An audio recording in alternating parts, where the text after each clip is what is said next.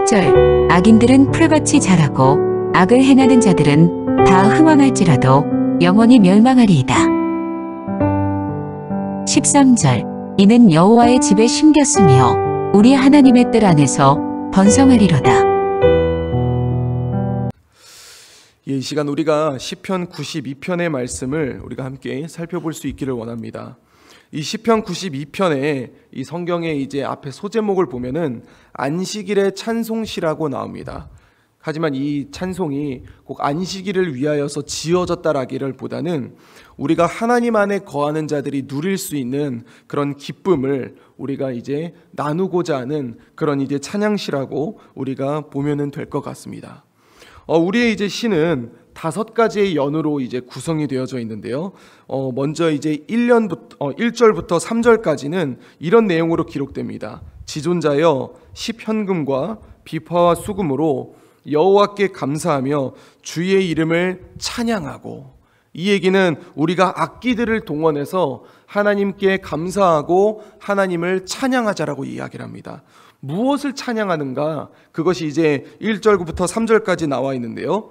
아침마다 주의 인자하심을 알린다. 이 아침마다 주의 인자하심을 알리고 이 밤마다 주의 성실하심을 베품이 좋다라는 것을 찬양하자라는 것을 그렇게 이야기를 합니다. 그렇게 시편 92편은 우리가 다 함께 하나님을 찬양합시다.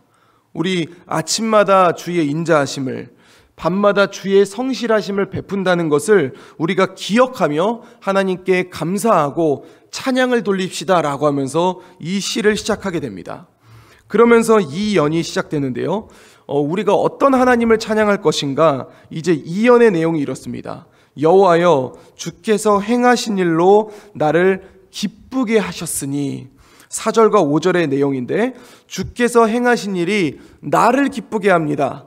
주님의 행하신 일이 나를 기쁘게 만듭니다. 그러니까 주님의 역사는 나를 기쁘게 만들 수밖에 없습니다 라는 것을 그렇게 이야기하는 것이죠. 그 행하신 일이 얼마나 큰지, 주님의 생각이 얼마나 깊은지 우리로서는 진짜 생각할 수 없는 그런 하나님의 역사를 우리가 바라보게 되니, 바라보고 있으니, 또 바라봤으니 우리가 그 하나님을 찬양하자라고 이야기를 합니다.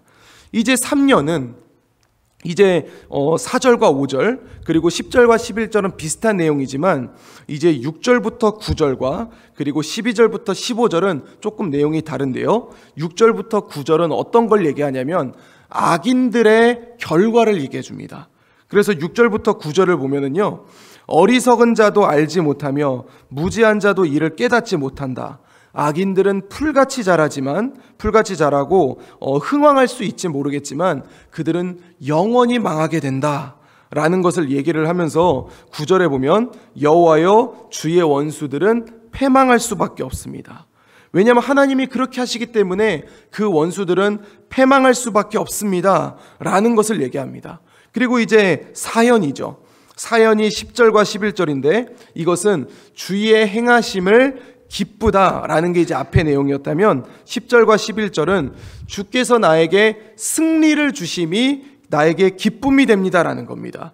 10절 보면 그러나 주께서 내 뿔을 들소의 뿔같이 높이셨으며, 이것은 하나님이 나에게 승리를 주셨음을 고백하는 겁니다. 그리고 11절 내 원수들이 보응받는 것을 내 눈으로 보고 그리고 내 귀로 들었다는 것. 원수들이 보응을 받는다라는 것은 내 앞에 있는 그 적들이 무너진다라는 것을 말하지 않습니까? 그 이야기는 나에게 승리가 주어졌다라는 것이고 그 하나님의 승리케 하심이 내 눈으로 보고 내 귀로 듣게 된다라고 그렇게 얘기를 합니다. 그리고 이제 12절부터 15절 이제 마지막 오연인데요. 의인의 안전과 그리고 의인의 번영을 기록하고 있습니다. 그래서 12절부터 보면은 의인은 종려나무같이 번성하며 레바논의 백향목같이 성장하리로다. 우리 앞에서 보면 악인들은 풀 같다고 하지 않았습니까? 하지만 의인들은 정말 종려나무와 백향목 같다라고 그렇게 얘기합니다. 이 악인과 의인의 모습이 철저하게 다르다라는 것을 시인은 이야기하고 있는 것이죠. 그러면서 우리가 그렇게 할 수 있는 것은 우리가 여호와의 집에 심겼다라는 거. 이제 악인들의 풀은 정말 그냥 길거리에 세상 가운데 심겨졌지만 하나님을 믿는 우리는 하나님의 집에 그 뿌리를 두고 있다는 거.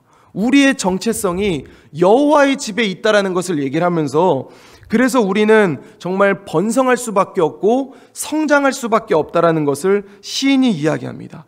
그것은 일시적이지가 않습니다. 14절을 보면 그는 늙어도 여전히 결실하며 진액이 풍족하고 빛이 청청하니. 사람에게는 전성기가 있다라고 하지 않습니까? 그러나 하나님 나라의 백성들은 어떤 나이의 전성기가 있는 것이 아니라 주님 앞에 갈 때까지 계속해서 누릴 수 있는 전성기라는 것이죠. 그러면서 15절 마지막에 여호와의 정직하심과 나의 바위 되심과 그에게는 불의가 없음이 선포되리로다 라고 하면서 이 찬양을 이 시편 92편은 마무리하게 됩니다. 사랑하는 성도 여러분, 오늘 본문을 통해서 제가 같이 나누고 싶은 이야기는 두 가지의 내용입니다. 첫 번째 이야기는 악인들의 한계를 우리는 지켜볼 수 있어야 됩니다. 우리 7절을 보면은 악인들은 풀같이 자라고 악을 행하는 자들은 다 흥왕할지라도 라고 그렇게 얘기를 합니다. 이 우리가 풀을 보면은 정말 금방금방 자랍니다. 우리가 참 이 군인들이 그런 얘기를 하거든요. 분명히 우리가 이 잡초를 제거하는 예초 작업을 분명히 오늘 했는데 자고 일어나니까 허리만큼 자랐더라. 이렇게 얘기를 하면서 정말 잡초들이나 풀들은 순식간에 자라게 됩니다. 그래서 우리가 바라볼 때는 정말 흥왕하는 모습이 보여지고 금방 잘 나가는 모습을 보여집니다. 그리고 그 잡초가 온 세상에 가득한 것 같습니다. 그러나 우리가 기억해야 될 것은 악인들은 단순히 이제 단기간에는 흥왕할지라도 하나님 앞에는 영원히 하지 못한다라는 것을 우리가 기억할 수 있어야 됩니다. 우리가 이 성경을 보더라도 이 시편 92편이 쓰였을 당시가 사실 언젠지는 알 수 없겠지만 우리가 구약을 보면 이스라엘이 바벨론의 포로로 끌려갈 때가 있지 않았겠습니까? 그 시대의 바벨론 제국이 얼마나 강했겠습니까? 이 나라가 무너지고 정말 포로로 끌려가는 그 현 시대 상황의 사람들이 얼마나 가슴을 치면서 우리는 망했다라고 생각하지 않았겠습니까? 그러나 그 바벨론이 지금 존재합니까? 무너졌습니다. 우리 신약 시대로 넘어와서 1세기의 그리스도인들이 가졌던 가장 큰 두려움은 로마 제국이었습니다. 그 로마 제국이 지금 건재하나요? 아닙니다.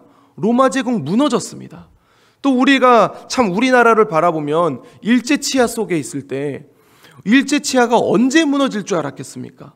이대로 끝날 거라 생각을 했는데 참 지금 이제 언제 우리나라에 일제치하가 지금 있습니까? 순식간에 사라졌거든요. 우리를 짓누르고 있는 우리의 현실이 있습니다. 나를 누르고 있는 내가 일어서지 못하게 만드는 나의 환경들이 있습니다. 그러나 우리가 기억해야 될 것은 그것은 잠시는 흥왕할지 모르겠지만 하나님 앞에서 언젠가는 그들의 한계를 보이고 무너질 수밖에 없다는 사실을 우리는 기억할 수 있어야 됩니다. 여기서 우리가 또 기억해야 될 게 뭐냐면은 제국들이 그렇게 흥왕했을 때, 제국들이 무너졌을 때 우리 하나님은, 바벨론 시대에 계셨던 하나님은, 로마 시대에 계셨던 하나님은, 일제치하 때 계셨던 하나님은 지금도 살아 역사하셔서 우리를 보호하시고 세상을 통치하고 계신다는 사실입니다. 이것이 우리에게 위로고 이것이 우리에게 소망이 될 줄로 믿습니다. 우리가 기억해야 되는 두 번째는 이제 13절에 있는 내용인데요. 우리 13절에 있는 내용은 이렇습니다. 이는 여호와의 집에 심겼으며 우리 하나님의 뜰 안에서 번성하리로다. 우리가 정말 고난 속에 있을 때, 우리가 힘든 가운데 있을 때, 그럼에도 불구하고 오늘의 시인처럼 우리가 기쁨을 가지고 하나님께 찬양을 올려드려야 되는 것은 우리의 뿌리가 세상이 아니라 하나님의 집에 심겨져 있기 때문입니다.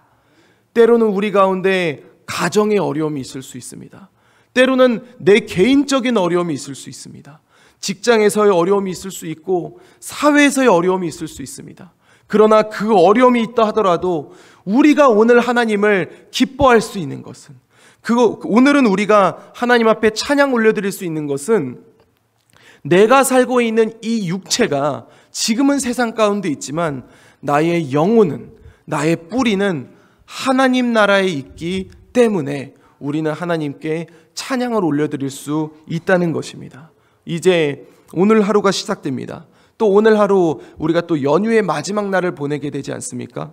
참, 오늘 어쩌면은 휴식을 보낼 수도 있고 또 이제 가족들과 또는 지인들과 즐거운 시간을 보낼 수도 있겠지만, 우리가 그 시간들을 기억할 때 또는 내일 새로운 삶을 맞이할 때 우리가 하나님 안에 있다는 것을 기억하며 하나님이 우리를 보호하신다는 것을 마음에 새기며 언제나 하나님께 기쁜 마음으로 찬양을 올려드릴 수 있는 우리 재건부평교회 모든 성도님들이 될 수 있기를 우리 주 예수 그리스도 이름으로 간절히 축원드립니다. 기도하겠습니다. 이제 오늘 받은 말씀으로 함께 기도하겠습니다. 첫째, 눈앞에 있는 현실이 아니라 온 천하의 역사를 주관하시는 하나님을 바라보며 의로와 소망을 가지게 하옵소서.